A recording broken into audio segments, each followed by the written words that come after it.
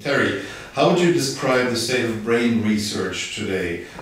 Is there still a great deal we don't know just yet? 90% of what we know about the brain has been learned in the last 2 years. And in 2 years, that statement will still be true. They actually have a name for it. It's called the neural revolution. And of course, what's driving all of this is when scientists develop the ability to look inside the brain in real time. You know, it used to be that you had to die, and then they would sort of do a neural autopsy and go, well, that's why he was the way he was. But now in real time, they can look inside. What does your brain look like when you're curious? What does your brain look like when you're bored? What does your brain look like when you haven't had enough sleep? And so that is just driving so many interesting things. Yeah, lots more still to come. And I think actually wherever I go, educators are doing a pretty good job of keeping up. I mean, it takes a lot of work. I think it's great to have events that feature the brain, the teachers, educators, administrators are sort of leading the way on this. Right. Terry, there has been a claim for many years that most humans only use about 3% of their brain capacity. Is there truth to that according to your experience? And if so, why do we use so little of our brain power? You know, there's actually some controversy around that now, and you'll often hear neuroscientists saying, you know what, that's a myth. We use the whole brain, which of course is true. You do use your whole brain, clearly. I mean, blood moves throughout the regions of the brain, and so biologically you're using your whole brain. I think where the misunderstanding comes from goes back to William James in 1850. Dr. James was the founder of psychology.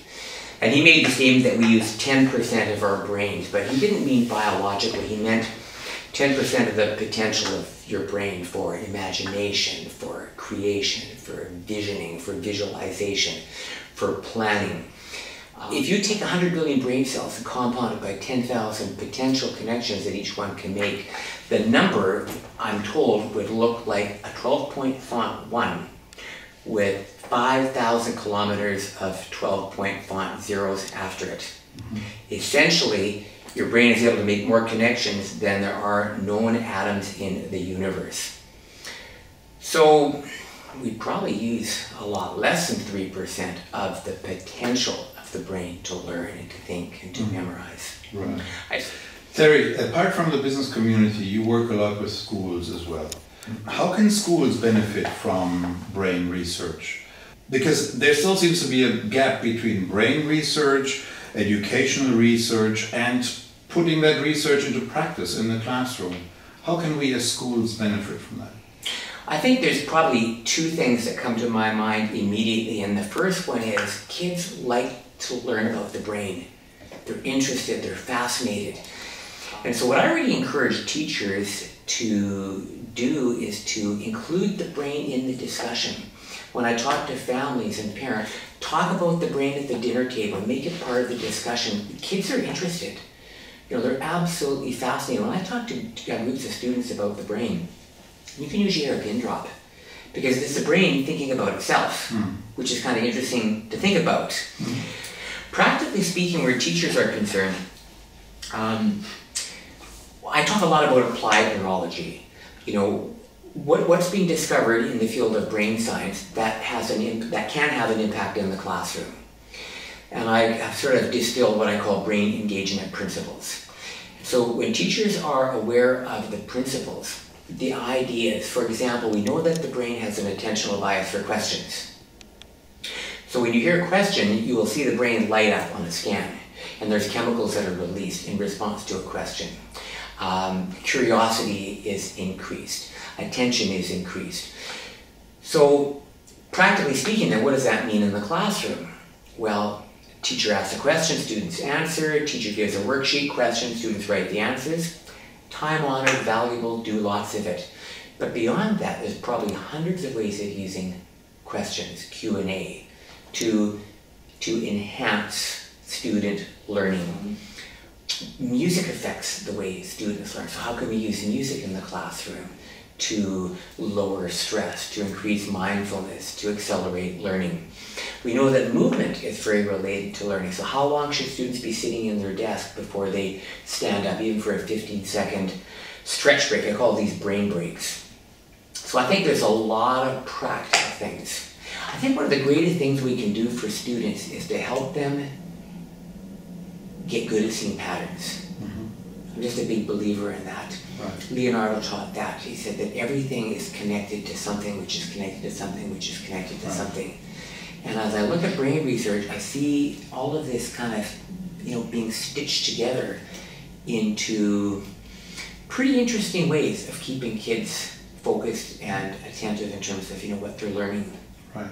You mentioned movement. I take that cue. There's a cardiovascular physical exercise in general is supporting the neurogenesis and hence lead to better brain functioning and school results. Is that what you believe in? Is that theory true? Yeah, I think the research really lands solidly in support of that. In fact, physical exercise is really in many ways the new rock star of neuroscience. They're discovering that brains are meant to move. You've got 100 billion brain cells. 80% of those are in your cerebellum, which is sort of the seat of movement and coordination and activity. You have to ask yourself, why are so many neurons concentrated in the cerebellum? And that kind of leads you to look at how movement affects learning, how movement affects health.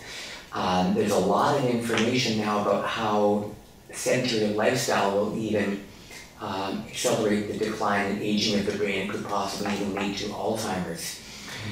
We know that kids who move learn better. If schools, and there are schools around that basically collapse the timetable and stop thinking in terms of compartmentalized learning, i.e. I learn in this lesson I learn chemistry, in the next lesson I learn math, in the next lesson I learn physics, and then I learn a bit of language, and then I learn a bit of humanities. Right. Come up with projects that are relevant and that are enabling our students to become empowered and decision-making learners of themselves. How does that influence learning and the brain? I'm very much in favor of pulling walls down. I mean, that said, I think if the school is organized by subjects, a skillful teacher can and will help the students see how physics relates to every area of their life, how math relates to every area of life. And that can be done beautifully within the context of studying a single discipline. If schools are, on the other hand, integrating subjects and pulling walls down, then the task probably becomes easier. In some ways it becomes more difficult. But I think anything that helps students make the connection to what they're doing now to their life in the future, how becoming a better athlete will help you become a better mathematician, how music affects various parts of their life. If we see the patterns, it will lead us to principles. Right. And the principles will lead ultimately to wisdom. So there's a lot of importance placed on free, unstructured play for kindergarten and for younger students at least. And that is positive for their brain development. To your mind, is there too much academic pressure in kindergarten in the lower parts of our schools? There can be. Again, I think it really comes down to the individual school, the individual teacher. Really, to the first part of your question, absolutely yes. Adults need downtime. Kids need downtime. There is just a lot of research into just how critical that is in developing a healthy mindset to become a healthy adult. So should kids have unstructured time for play? Absolutely yes. Kids come into school, and if you look at creativity studies, as it gets measured as students move through school, and then throughout adult life, it continues to drop and drop and drop and drop and drop. That also seems to correlate with getting busier and busier and busier. I mean, it's pretty hard to have a really good idea when your brain is always focused on the next thing. I mean, you go to Google and Google digital dementia, and you'll be quite surprised at what pops up in terms of how always being on a smartphone, always being on a device, always being onto the next thing is having an adverse effect on brains. Right. Speaking of downtime, sleep is very important for consolidation of knowledge and learning. Could you give us some piece of advice on sleep? Most people don't get enough sleep. Sleep is actually one of the seminal risk factors for Alzheimer's. If you add up all the minutes of sleep for the year and then divide by 365, your number should fall between 7 and 9. Frankly, I worry more about the teachers. I worry more about the adults than the students. That said, sleep is absolutely critical for the brain to problem solve, to be energetic, to be a good learner. Beyond that, and this is brand new science, when you sleep, the janitors in your brain come out. So during the day, your brain cells are absorbing toxins. It's during sleep that the custodians in your brain come out and a cleansing process happens. Your brain cells actually shrink when you sleep. And so that allows the custodians to kind of move in and out and kind of wash the toxins out of your brain. If you cut back on sleep, it's like cutting back on the custodial services. The building will become dilapidated and start to fall apart, but you won't notice right away. But if you cut your custodial time down by 50%, eventually the building's going to start to look a little bit dirty, a little bit shabby, and then in 3 years you're going to go, this building doesn't look great anymore. It's the same thing with your brain. I will say one more thing, and that I have noticed is that especially teenagers, and obviously adults as well, spend a lot of time on their computers, their smartphones, their tablets, right before going to bed. Ultimately, what that does, it starts to push the clock back because blue light tricks your brain into thinking that it's still daylight. And so sleep-inducing mechanisms don't kick in. Melatonin will be suppressed. And so what I've started doing in my own personal life and what I recommend to students and teachers and parents is about an hour before you intend to go to bed, start to dim the lights. You can watch television, you can read on your Kindle because that's not going to emit blue light.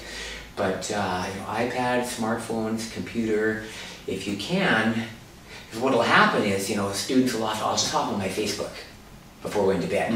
And then what happens half an hour later, their brains now are fully alive, they want to go to sleep. If an adult has less than 7 hours of sleep, that adult will consume 29% more calories the next day. It seems the brains that are cognitively tired don't make good decisions, including the food that we eat.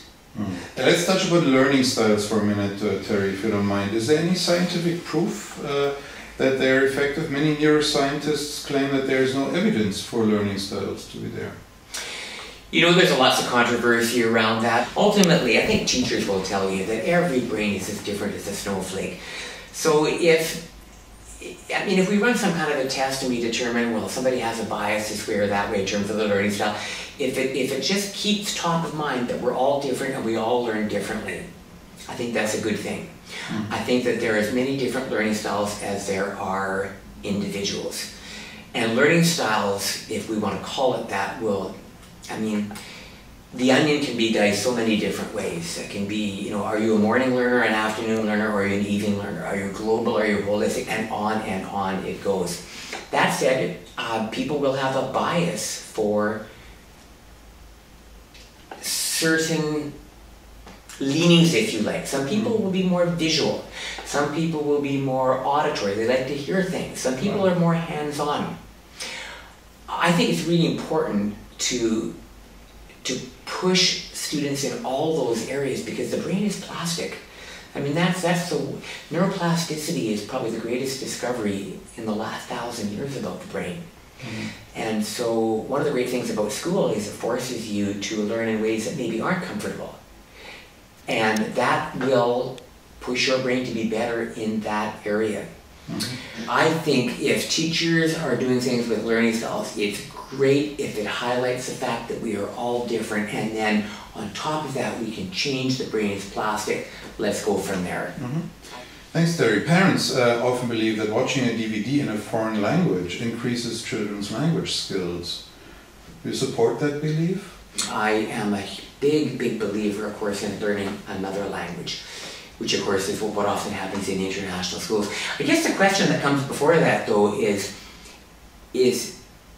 we're assuming the student understands the language of the DVD.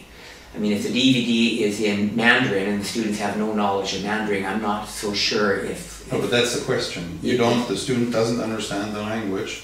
The parents believe, I'm going to make them watch that anyway because it'll open up your brain towards new sounds, new language patterns. Oh, I see what you're saying. To be honest with you, I've never read anything about that. I think that would be a hard thing to prove. I'd be surprised if there's any definitive studies that demonstrate that. That's not to say they don't exist. I mean, certainly it would attune the brain to watching body language and aspects that don't rely on understanding a language.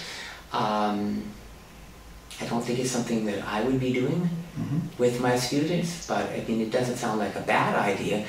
That said, I can think of a lot of things that would be more important on my radar to do than that.